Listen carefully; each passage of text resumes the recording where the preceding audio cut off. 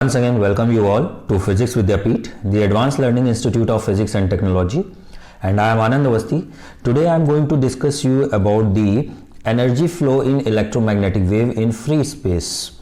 So, electromagnetic wave की series में ही एक नया टॉपिक है जिसको आज हम डिस्कशन करेंगे और बेसिकली इस टॉपिक में ज़्यादातर जो है वो हमको डेरिवेशंस पे ही फोकस करना है और इसके लिए हमें बहुत छोटे छोटे फॉर्मूले हैं उनको थोड़ा सा दिमाग में रख करके इसके डेरिवेशंस को सॉल्व करना है।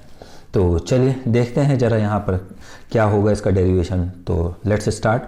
सो we know the pointing vector, the pointing vector, the pointing vector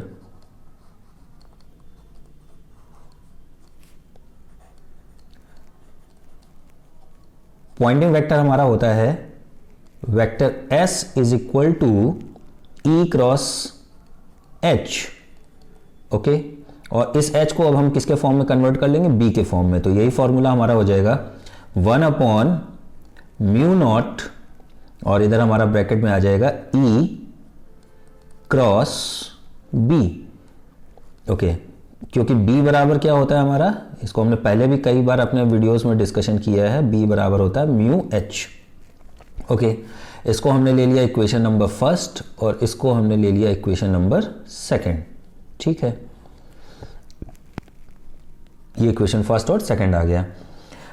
V know that also, we know that एक और फॉर्मूला है जो हम लोगों ने पहले पढ़ा हुआ है। वो क्या है फॉर्मूला?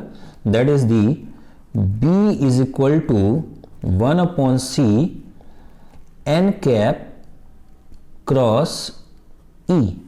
तो ये फॉर्मूला कहाँ से आया? ये फॉर्मूला बेसिकली हमारा करेक्टरिस्टिक इम्पीडेंस में हमने डिस्कशन किया था इस फॉर्मूले को, और वहाँ पर भी हमने बताया था कि ये जो फॉर्मूला हमारा है ये बताता है कि electric field and magnetic field are perpendicular to each other. तो वहाँ से हमने इसको जनरेट करके निकाला था। तो ये हमारा हो गया इक्वेशन नंबर थर्ड। अब इन्हीं फॉर्मूलेस को लेकर के हम क्या करेंगे? सॉल्यूशंस को निकालेंगे। तो अब B बराबर हम ये वैल्यू उठा करके कहाँ पर रख देंगे? इक्वेशन नंबर सेकंड में। So from equation second and third, from equation second and equation third. So equation second and third से हम क्या लिख सकते हैं? हम लोग लिख सकते हैं vector S is equal to 1/μ0c। Okay, इसका इससे मल्टीप्लाई हो जाएगा और ब्रैकेट में हमारा क्या आ जाएगा? ब्रैकेट में आ जाएगा E क्रॉस, और B क्रॉस की जगह पे क्या आ जाएगा हमारा? N, B वेक्टर B की जगह पे आ जाएगा N cap cross E cap. Okay, तो ये तीन वेक्टर क्वांटिटीज हमारी आ गई। अब इन तीनों वेक्टर क्वांटिटीज को हम क्या करेंगे? सॉल्व करेंगे। ठीक है, कैसे सॉल्व करेंगे? हमें पता है कि थ्री वेक्टर क्वांटिटीज का जो मल्टीप्लिकेशन होता है वो किसके अकॉर्डिंग होता है? 132 माइनस 123 के रूल से होता है। तो उसके हिसाब से जब हम सॉल्व करेंगे तो यहाँ पर हमारा क्या आ जाएगा? μ0c, और यहाँ पर हमारा क्या आ जाएगा? इसको हम लोग ले लेते 1 2 3। अब इसके हिसाब से इसको अरेंज करेंगे तो यहाँ पर हमारा आ जाएगा वेक्टर E डॉट E, और इधर बाहर आ जाएगा n cap minus 1 2 3 means vector E dot vector n, और बाहर हमारा क्या आ जाएगा? E। तो ये तो हमने रूल्स के हिसाब से इसको सेट कर लिया। अब हमें पता है कि इलेक्ट्रिक फील्ड जो है which is perpendicular to the propagation, कि अगर ये हमारा वेव प्रोपोगेट कर रहा है तो उसके वेव के प्रोपोगेशन के परपेंडिकुलर में हमारा क्या चलेगा? हमारा चलेगा इलेक्ट्रिक फील्ड। तो ये वेव प्रोपोगेशन हमने बनाया। ओके, और ये हमने क्या बना लिया? ये हमने बना लिया इलेक्ट्रिक फील्ड को। तो चलिए इसको थोड़ा सा अरेंज कर लेते हैं। ये हमने बना लिया इलेक्ट्रिक फील्ड को, और ये हमारा क्या हो गया? Magnetic field. ओके, तो इनके नाम दे देते हैं। तो ये प्रोपोगेशन K हो गया, और प्रोपोगेशन K का जो डायरेक्शन है वो क्या हमने ले लिया? n cap into K। ये हमारा हो गया इलेक्ट्रिक फील्ड E, और ये हमारा हो गया मैग्नेटिक फील्ड B। तो हमें पता है कि E and n cap both are perpendicular to each other.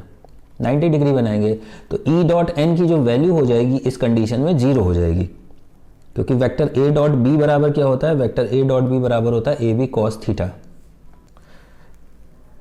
तो अगर यहां पर हम वेक्टर ई डॉट एन लिखें यहां पर समझने के पर्पज से एन कैप, तो हम क्या लिख सकते हैं, वेक्टर ई यूनिट वेक्टर है हमारा, तो यहां पर आ जाएगा या mod of E mod of N cap और यहां पे आ जाएगा कॉस 90 डिग्री, और कॉस 90 की वैल्यू 0, तो ये पूरा का पूरा टर्म हमारा जो है वो क्या हो जाएगा, 0 हो जाएगा।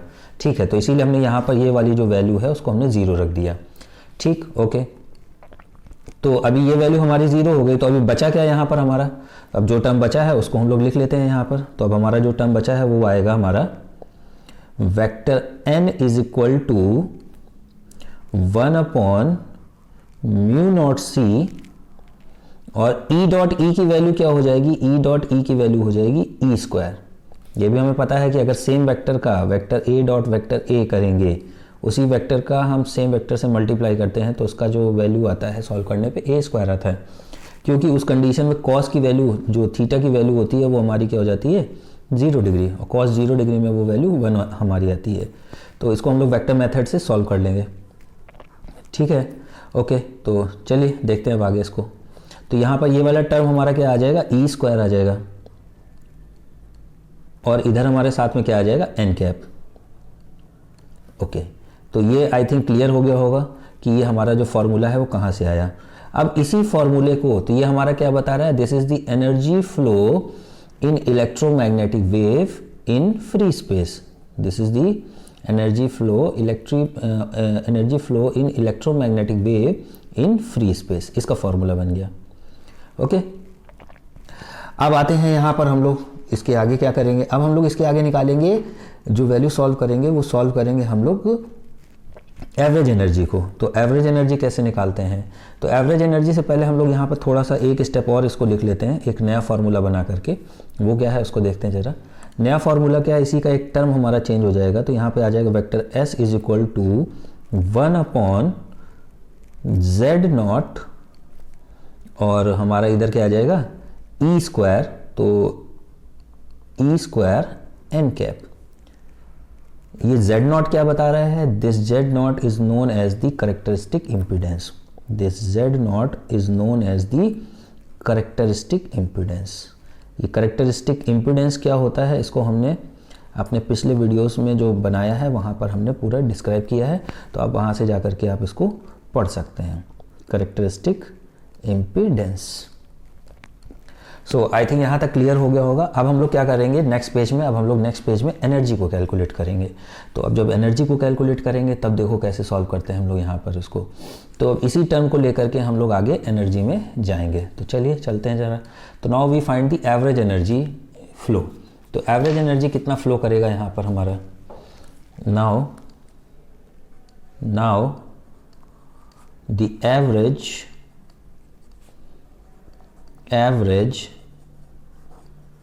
Energy flow, average energy flow. So average energy flow में हम यहाँ पे क्या करेंगे, एवरेज वैल्यू ले लेंगे, तो यहाँ पे आ जाएगा average value of S is equal to impedance है तो जेड नॉट तो बाहर आ जाएगा हमारा, और यहाँ पे हमारा क्या आ जाएगा E square, average value of E square, और एन कैप भी बाहर आ जाएगा क्योंकि ये हमारा डायरेक्शन को रिप्रेजेंट कर रहा है। सो बेसिकली यहाँ पर हमें क्या करना है, यहाँ पर हमको ई स्क्वायर की वैल्यू को सॉल्व करना है, तो बहुत आसानी से सॉल्व हो जाएगा।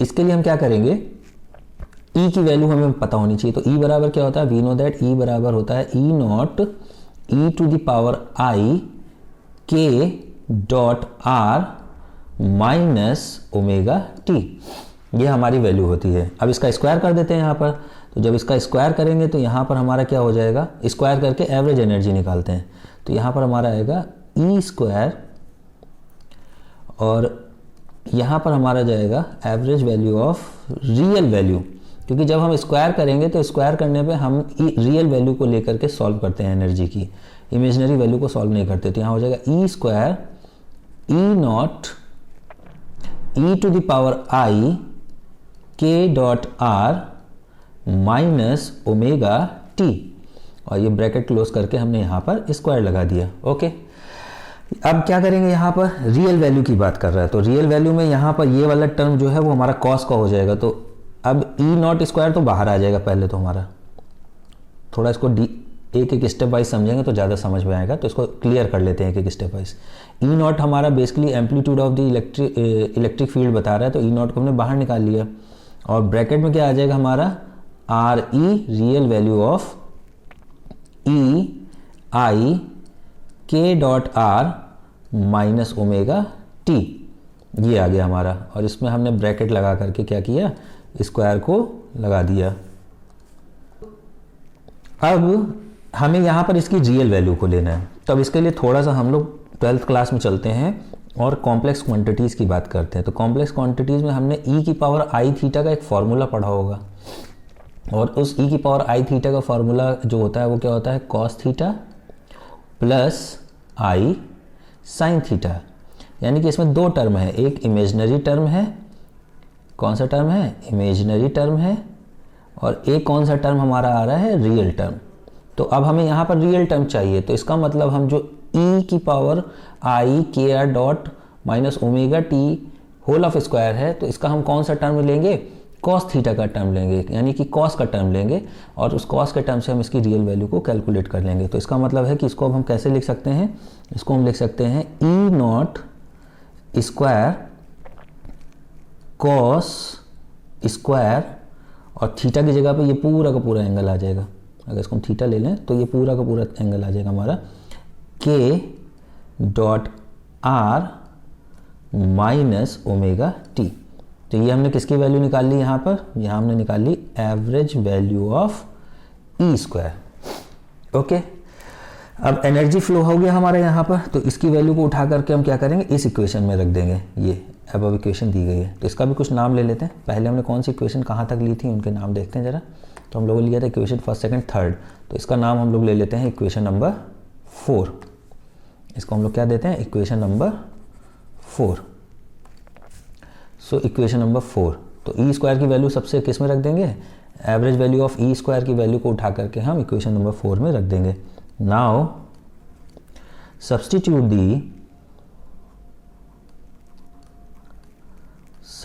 दी, या एक काम और भी करते हैं यहाँ पर, हम लोग इसको पहले थोड़ा और सिंप्लीफाई कर लेते हैं वैल्यूज रखने के पहले।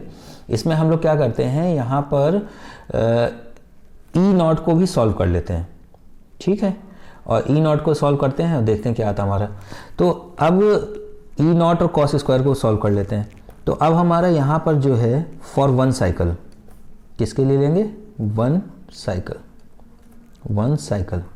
तो वन साइकिल के लिए हमको पता है कि कॉस स्क्वायर के dot R minus omega T, इसकी जो वैल्यू है वो हमारी क्या हो जाएगी, 1/2। अब ये वैल्यू उठा के यहाँ रखेंगे तो जो ई स्क्वायर की वैल्यू हमारी आएगी, average value of E square, वो क्या हो जाएगी, ई नॉट स्क्वायर बाई 2। ठीक है, अब यहाँ तक आई थिंक क्लियर हो गया होगा। अब इसके बाद में हम क्या करेंगे, इसके बाद में हम यहाँ पर निकालेंगे average value of E square, और ई नॉट को थोड़ा सा अरेंज कर लेंगे, ई नॉट अपॉन √2 करेंगे और उसका हम होल ऑफ स्क्वायर कर लेंगे। ठीक है, और ई नॉट अपॉन √2 हमने 12th क्लास में पढ़ा होगा कि इलेक्ट्रिक फील्ड की ERMS को रिप्रेजेंट करता है। किसको रिप्रेजेंट करता है, ERMS। तो यहाँ पे आ जाएगा हमारा ERMS स्क्वायर। ठीक है, ये फॉर्मूला हमारा होता है जिसको हमने 12th क्लास में AC करंट में पढ़ा होगा, एवरेज वैल्यू और रूट मीन स्क्वायर वैल्यू। तो वहाँ से हम लोगों ने इसके फॉर्मूले को सॉल्व किया था, तो ये हमारा आ गया वैल्यू। तो average value of E square हमारी क्या आ गई, ERMS का होल ऑफ स्क्वायर। अब इस वैल्यू को उठा करके सब्स्टिट्यूट कर देंगे इक्वेशन नंबर 4 पे। Now substitute the value of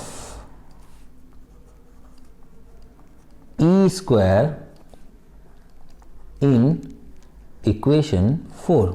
तो रखते हैं इक्वेशन नंबर 4 पे। जब इक्वेशन 4 पे रखेंगे तो यहाँ पे हमें क्या मिलेगा, average value of energy flow is equal to the ERMS square upon Z naught, और साथ में हमारा क्या आ गया, n कैप।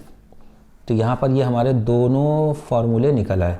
एक तो एनर्जी फ्लो हमने निकाला और फिर उस एनर्जी फ्लो की हेल्प से हमने उस एनर्जी फ्लो की एवरेज वैल्यू को कैलकुलेट कर लिया। तो ये दो फार्मूले डेवलप हो गए हमारे, एक ये डेवलप हुआ और एक फार्मूला हमारा ये डेवलप हुआ। तो कभी भी पूछता है what is the energy flow, तो एनर्जी फ्लो में हम ये दोनों फार्मूले को लिखेंगे, and what is the average energy flow, तो हम उसको यहाँ से यहाँ तक डिस्क्राइब करेंगे। सो आई थिंक वीडियो आपको क्लियर हो गया होगा। तो अगर कोई प्रॉब्लम है या कुछ नहीं समझ में आया है आपको, कुछ भी क्लियरिटी आपको करनी है, तो you can write me on my comment box. So definitely you will get the solution, and thanks for watching. So please like and subscribe to Physics with Pete, and bye bye.